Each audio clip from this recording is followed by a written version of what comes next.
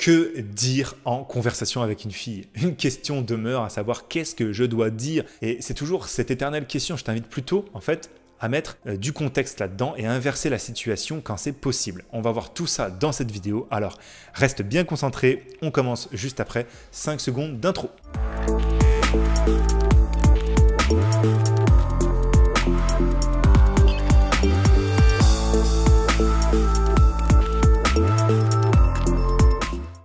Avant de commencer, sache que sur le lien en description, tu peux avoir accès gratuitement à une formation exclusive et des conseils précieux qui vont te permettre de rencontrer des femmes qui te plaisent grâce aux applications et aux sites de rencontres. Tu sauras comment te comporter et comment leur parler également dans la vraie vie pour les attirer naturellement. Alors, par exemple, si tu es en soirée, tu trouves la fille la plus sexy de la pièce et tu vas lui parler. C'est vraiment juste ça. Tu parles à une fille la plus sexy, pas pour la draguer, mais tu le fais pour que toutes les autres filles de la pièce te prêtent attention. Et c'est ce qui va se passer. Ensuite, tu peux faire ton choix à partir de là. Déplace-toi et tu verras des filles venir vers toi, t'approcher et peut-être que tu auras un contact visuel avec l'une d'entre elles et tu continueras à faire tout ce dont on a parlé dans d'autres vidéos. Une autre chose à faire pour susciter l'attirance avant l'approche, c'est de parler à un homme.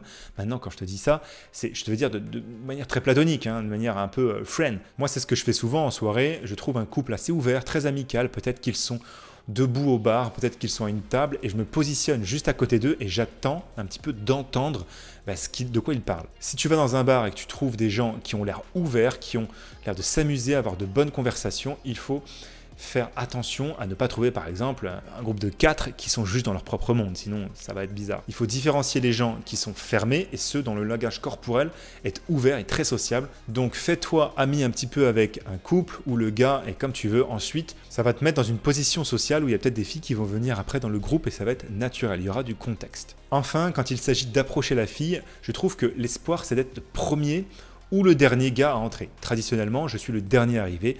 Je ne vais pas mentir, je ne suis pas très doué pour aborder les femmes, juste aller vers elles, entamer la conversation. Tu vois, je le fais vraiment si l'occasion se présente. Mais je ne suis pas du genre à dire « Oh, cette fille, je vais aller lui parler ». Habituellement, ce qui se passe, c'est que si tu fais toutes ces choses, tu auras le contact visuel de la fille que tu veux et tu te trouveras dans une conversation avec un autre ou avec une autre qui te plaît vraiment. Mais de quoi tu vas parler à cette fille ?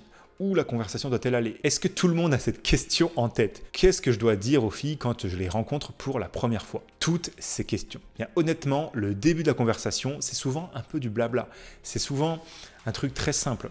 Du genre, hey, comment ça va? D'où viens-tu? Comment tu me connais? Qu'est-ce qui t'amène ce soir? Si tu es inspiré, tu peux toujours utiliser d'autres phrases. Hey, je t'ai vu de l'autre côté du bar et voilà, je devais juste venir te parler. Je te trouve très attirante. Bon, après, j'essaie de pas penser à d'autres phrases d'ouverture de conversation que j'utilisais, mais souvent, ça dépend des situations. On a déjà parlé du langage corporel, de la tonalité et du contact visuel dans les précédentes vidéos de YouTube. Donc, la prochaine chose que je vais normalement faire, une fois qu'on a passé ce stade de la discussion futile, je vais commencer à essayer d'être un peu plus personnel, intime. Je vais essayer d'introduire une histoire de haute valeur sur ma vie. Bon, ça c'est ma propre programmation, on va dire, chacun son propre truc. Mais moi, mon truc, c'est normalement d'essayer de raconter vraiment une histoire de haute valeur sur ma vie. Et bien sûr, de le faire d'une manière qui n'est pas du tout de la vantardise, mais qui est juste qu'en gros, j'ai une vie cool. Je le place un peu indirectement. Mon but, c'est d'établir dans son esprit qu'elle se souviendra de moi comme un gars qui a fait telle ou telle chose. Il y a donc quelques histoires auxquelles je me réfère toujours pour montrer que je suis aventureux, que je prends des risques, que j'apprécie vraiment certaines choses de la vie. Et ces histoires, c'est des choses avec lesquelles je vais essayer d'amener la conversation dans ce sens ensuite. Donc le point clé de tout ça, c'est si tu as vraiment des choses de bonne valeur à dire, alors c'est la meilleure façon d'y aller. Une fois que tu as parlé de ton histoire qualitative, tu parles un peu sur toi-même, mais il s'agit très vite d'essayer de l'amener à s'ouvrir et d'en apprendre plus sur elle. La prochaine chose vers laquelle tu vas aller, ce sont ses motivations. Qu'est-ce qui l'a amené à faire ce dont elle parle?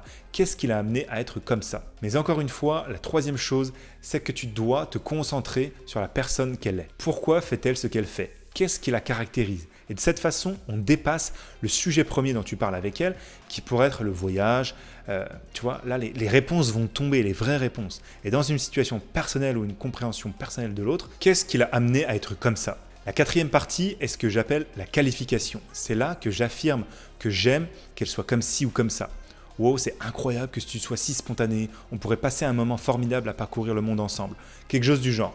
La cinquième étape, si tu veux accélérer les choses, c'est de lui demander son Instagram, sur lequel, bien sûr, tu auras une bonne dose de valeur de par tes photos, tes descriptions, les amis que tu as tagués, les stories, les bios, etc. Si tu as aimé cette vidéo et que tu veux plus de conseils à ce sujet, n'hésite pas à liker. Et puis bah voilà, ce sera avec plaisir que j'en referai une autre. Laisse-moi savoir sur quelle situation en particulier dans les commentaires. En tout cas, je te retrouve à la prochaine. C'était William. Ciao!